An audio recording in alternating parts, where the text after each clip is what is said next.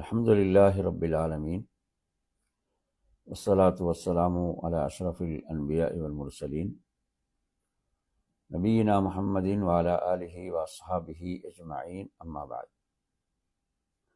Mahitawa sahodara sahodariyani ඔබ සියලු දෙනාට අල්ලාහ්ගේ ශාන්තිය හා සාමය උදා වේවා. අස්සලාමු අලයිකුම් වරහ්මතුල්ලාහි වබරකාතුහු. ශුද්ධ අල් කුර්ආනයේ 5 වෙනි පරිච්ඡේදයේ 36 වෙනි වැකිය අල්ලාහ් මෙසේ සඳහන් කරනවා, සැබවින්ම ප්‍රතික්ෂේප කළවුන් මලවුන් නැගිටවනු ලබන දිනයේ දඬුවමින් මිදීමට ඔවුන් වන්දියක් ලබා දීම පිණිස මිහිතලෙහි ඇති සියල්ල හා එය සමග එවැනිම වූ දෙයක් ඔවුන්ට තිබුණද ඔවුන්ගෙන් ඒ කිසිවක් පිළිගනු නොලබයි. තවද ඔවුන්ට වේදනීය දඬුවමක් ඇත. මේ වැකිය තුළ ඇත්ත වශයෙන්ම පැහැදිලි කරන ලබන කරුණ තමයි, කෙනෙකු අල්ලාහ් කෙරෙහි විශ්වාසය නොතබා අවසාන විනිශ්චය දිනයේදී ඔහු තමන්ව දඬුවමින් ආරක්ෂා කර ගැනීම සඳහා මේ මහ පොළොව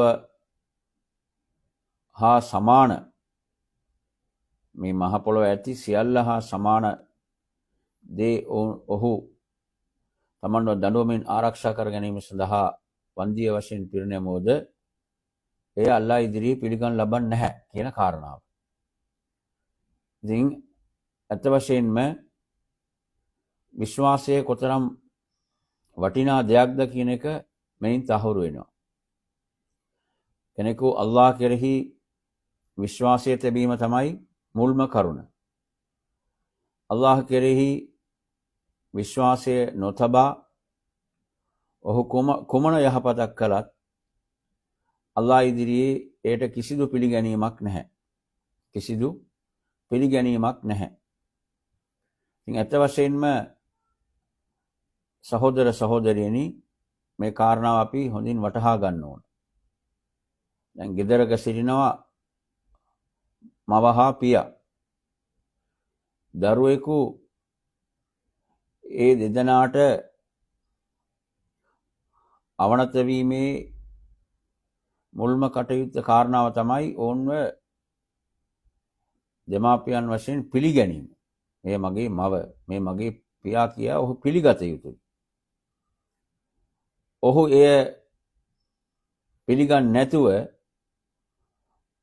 ඔවුන්ට කොතරම් පිහිට වුණත් උදව් උපකාර කළත් එය ඔවුන්ගේ සතුටට කාරණාව නෙවෙයි.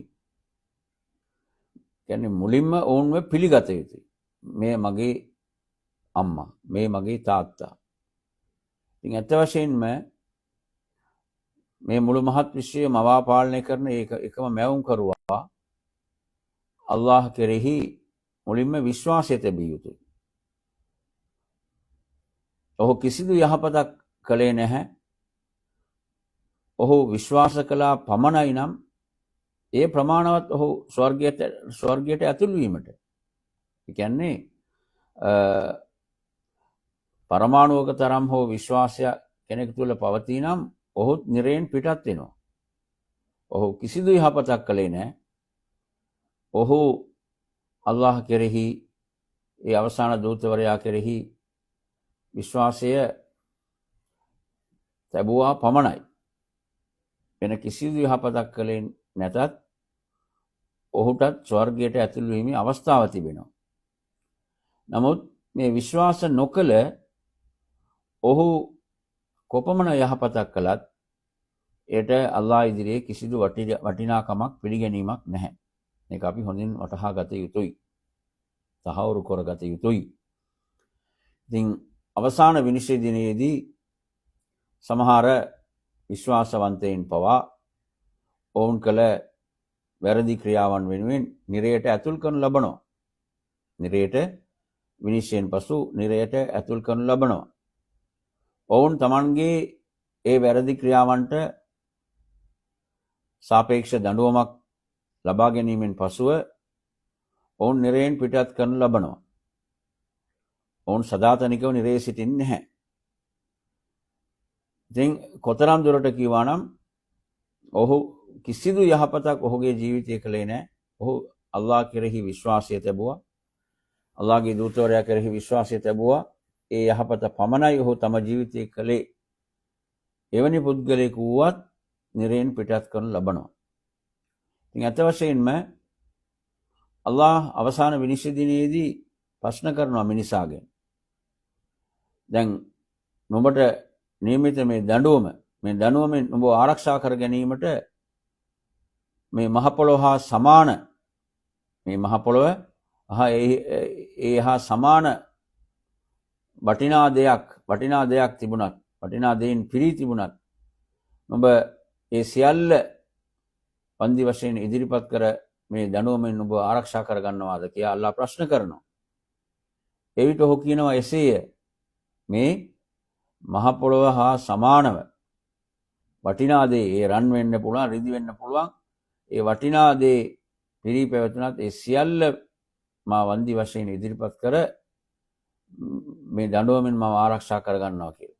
එවිට අල්ලාහ් ඔහුට කියන්නේ කුමක්ද?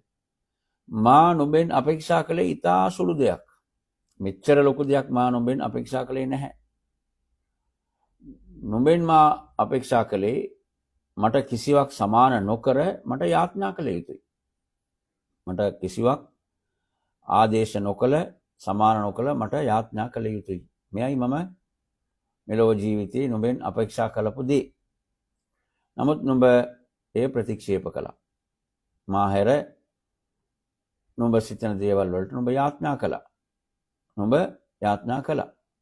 ඉතින් මට යාඥා කිරීම නුඹ ප්‍රතික්ෂේප කළා. ඉතින් මේ දඬුවම විඳිය යුතුයි. මෙයින් බේරෙන්න බෑ. මෙයින් ආරක්ෂා වෙන්න බෑ. කියන කාරණාව අල්ලාහ්ගේ දූතවරයා පැහැදිලි කරනවා. ඉතින් සහෝදර සහෝදරියනි ඇත්ත වශයෙන්ම ඉතා වටිනා දේ තමයි අල්ලාහ් කෙරෙහි වූ විශ්වාසය. කෙනෙකු නැමදීමට සුදුසා අල්ලාහ් හැර වෙන කිසිවෙකු නැහැ. එන අෂ්හදු අල්ලා ඉලාහා ඉල්ලල්ලාහ්. නැමදීමට සුදුසා අල්ලාහ් හැර වෙන කිසිවෙකු නැති බව මම ප්‍රතිඥා දෙමි. සාක්ෂි දරමි. සේම මුහම්මද් නබිතුමාණන් මෙලොවට පැමිණි අවසාන දූතවරයා. ඊට පෙරත් දූතවරු පැමිණියා. හැම කාලයකටම අල්ලාහ් විසින් දූතවරු එවනු ලැබුවා. හැම සමාජයකටම. ඒ හැම දූතවරයෙකුම දේශනා කළේ අල්ලාහට පමණයි යාඥා කළ යුතුයි. අල්ලාහ් හැර වෙන කිසිවෙකුට යාඥා නොකළ යුතුයි. ඉතින් මේ පණිවුඩය තමයි අවසාන දූතවරයාත් මේ ලෝකෙට රැගෙන ආවේ. ඉතින් ඇත්ත වශයෙන්ම මේ මූලික වූ මේ සාක්ෂිය කවුරුන් හෝ පිළිගත්තා නම් ඔහු මුස්ලිමෙකු බවට පත් වෙනවා. මුස්ලිමයන් අදහස් කරන්නේ අල්ලාහට අවනත භාවය. කෙනෙකු අල්ලාහට අවනතව ජීවත් වීම. ඉතින් මේ විශ්වාසය ඔහුගේ සිතින් අවංකව පිළිගෙන ඔහුගේ මොවින් ප්‍රකාශ කර ඔහුගේ ශරීරයේ අවයවයන්ගෙන් එය ක්‍රියාවට නැංවීමයි. එහෙමනම් සහෝදර සහෝදරියනි මේ සුද්ධ අල් කුර්ආන් වැකිය ආද සමහර අයට අපි මේ වැකිය පිළිබඳව පැහැදිලි කරන විට ඕනේ විහිළුවට ගන්නවා. විහිළුවට ගන්නේ ඇයි? අපිට මේ ලෝක ජීවිතය පමණයි මේ ලෝක ජීවිතය මරණයෙන් පස්සේ යලි කොහෙද අපි නැගිටින්නේ කියා සමහරුන් සමච්චල් කරනවා. නමුත් සුද්ධ අල් කුර්ආනයේ අල්ලාහ් ඒට ලස්සනට පිළිතුරු දෙනවා. කියන්නේ යලි අපි කොහෙද නැගිටින්නේ? අපි මරණයටපත් වුණා නම් එච්චරයි. අපි පසට මිශ්‍ර වී අපගේ ඇටසැකිලි නැති වී යනවා. ඉන්පසු කොහෙද අපි යලි නැගිටින්න ලබන්නේ කියා මිනිසා මේ සමච්චල් කරනවා, විහිළු කරනවා. නමුත් අල්ලාහ් සුද්ධ අල් කුර්ආනයේ කියනවා ඔහු මුලින්ම කවුද ඔහු මැව්වේ නිර්මාණය කළේ. ඔහුට යලි ඔහුව නැගිටීමේ ශක්තිය බලය ඔහු සතු බව අල්ලාහ් සඳහන් කරනවා. ඉතින් අත වශයෙන්ම සුද්ධ අල් කුර්ආනයේ ඊටා බුද්ධිමත් ලෙස මිනිසාගේ ප්‍රශ්න වලට පිළිතුරු තිබෙනවා, පිළිතුරු ලබා දෙනවා. ඉතින් ඒ පිළිතුරු පිළිගැනීම ප්‍රතික්ෂේප කිරීම ඒ ඔහුගේ කැමැත්ත. නමුත් අවසාන විනිශ්චය දිනය කියන එක හැමෝම භුක්ති විඳිය යුතුයි. අල්ලාහට අවනතව ජීවත් වූවන්ට ජයග්‍රහණයද ඔහුට පිටුපහ ප්‍රතික්ෂේප කළ උන්ට දඬුවමද කාටත් වළක්වන්න බෑ. කාටත් එය වැළැක්විය හැකි දෙයක් නොවේ කියන කාරණාව අපි මතක තබා ගත යුතුයි. ඇත්ත වශයෙන්ම දැන් මිනිසාට මේ කරුණු කාරණා මනවින් අල්ලාහ් සුද්ධ අල් කුර්ආනය තුලින් අවබෝධ කර දෙනවා. ඉතින් මිනිසාට පවතින වගකීම තමයි එය අවබෝධ කර ගැනීම. එය අවබෝධ කර ගැනීම. ඉතින් මිනිසා එය අවබෝධ කරගත්තේ නැත්නම් පාඩු විඳින්න ඕන මිනිසා තමයි. ඉතින් ඒ නිසා සහෝදර සහෝදරියනි සුද්ධ අල් කුර්ආනයේ ලස්සනට පහදා දෙනවා මේ කරුණු. අවසාන ඒ දිනය කියන්නේ හැමෝම ඒ දිනයට මුහුණ දී යුතුයි. ඒ දිනය විශ්වාස කළ අයට පමණක් නොවේ ඒ දිනය කියන්නේ. ඒ දිනය ප්‍රතික්ෂේප කළ වුණොත් අල්ලාහ් ඉදිරියේ නැගිටවනු ලබනවා. ඔවුන් ඒ දිනයේදී තමයි ඔවුන්ට සත්‍ය අවබෝධ වෙන්නේ. ඉතින් එතනදී අවබෝධ වී කිසිදු පළක් නැහැ. දැන් අල්ලාහ් සුද්ධ අල් කුර්ආනයේ කියනවා ඒ දිනය ප්‍රතික්ෂේප කළ වුන් අල්ලාහව ප්‍රතික්ෂේප කළ වුන් මෙසේ පසුතැවිලි වෙන බව බගෑපත් වෙන බව අල්ලාහ් කියනවා. රබ්බනා අබ්සර්නා වසමිअනා ෆර්ජිअනා නඅමල් සාලිහන් ඉන්නා මූකිනූන්. දැන් තමයි අපි බලන්නේ. දැන් තමයි අපට පේන්නේ. දැන් තමයි අපට ඇහෙන්නේ. දැන් තමයි අපි ශ්‍රවණය කරන්නේ. ඉතින් අපව යලි ලෝකෙට යවන්න. අපි යහපත කරමින් සැබෑ විශ්වාසයෙන් මේ දිනය ඉතා තිරසාරව විශ්වාස කරන්න වශයෙන් අපි යලි පැමිණෙනවා අපට අවස්ථාව දෙන්න කියා ඉල්ලන විට කොහෙත්ම උන්ට ඒ අවස්ථාව ලැබෙන්නේ නැහැ. එවැනි අවස්ථාවක් යලි පිරිනමන ලබන්නේ නැහැ කියන එක සුද්ධ අල් කුර්ආනයේ අල්ලාහ් කියනවා.